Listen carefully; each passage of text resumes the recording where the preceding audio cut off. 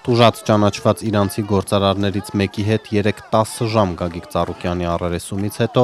այսօր քննիչները հեռացրել են վարույթից Բարգավաճ Հայաստանի առաջնորդի փաստաբան Երեմ Սարգսյանին։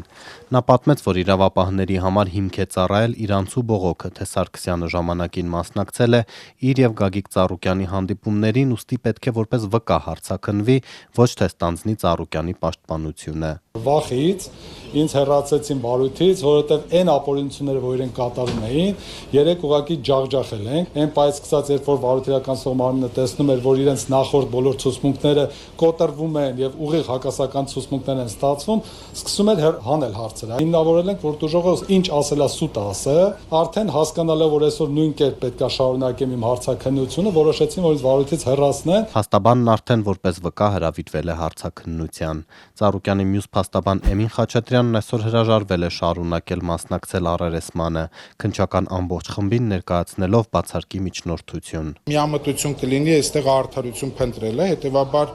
առնվազն մենք այս փուլում պետք է արձանագրենք թե տեղի ունեցած ապօրինությունները, թե այն հանգամանքը, որ հնարավոր ու անհնար բոլոր մեթոդներով պարոն Ծառուկյանին զրկում են արդյունավետ պաշտպանության իր իրավունքից, այս անհավասար, պայմաններում մրցակցության սկզբունքի, բացակայության պայմաններում աշխատելը իմ կարծիքով տեղին չէր լինի։ Պարոն Ծառուկյանը կրկին անդրադարձավ մեղադրանքին։ Պարոն Ծառուկյանը շատ կարճ ու հստակ իր դիրքորոշումը հայտնեց, որ շինց ու գործ է ու կատարում է միակողմանի քննություն։ Մինչ բացարկի վերաբերյալ որոշում կկայացվի, Գագիկ Ծառուկյանին կեսօրին քննչականից կրկին տեղափոխեցին Ազգային անվտանգության ծառայության մեկուսարան, այս անգամ արդեն փակ ձեռնաշղթաներով։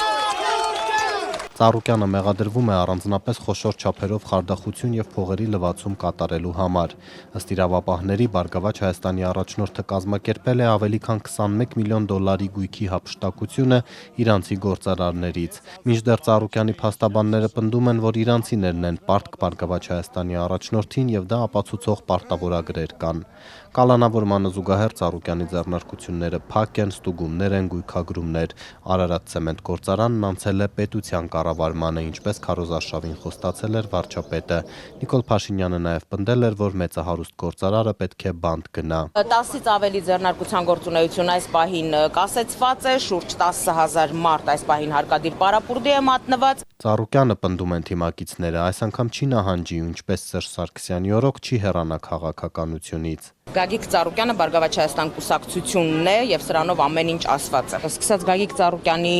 տունը խուզարկելու առաջին վարքյանից, կալանավորումից, դրան հաջորդած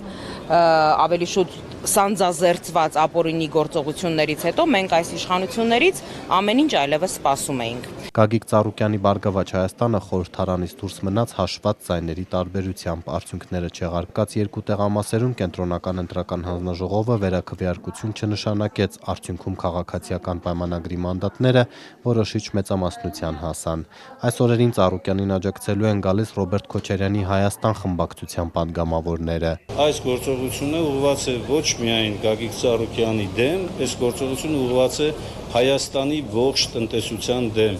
եւ եթե իրենք ուզում են իրավաչափ, չգիտեմ, համաչափ, մրցակցության, պաշտպանության տեսակետից գործողություններ ձեռնարկել, ապա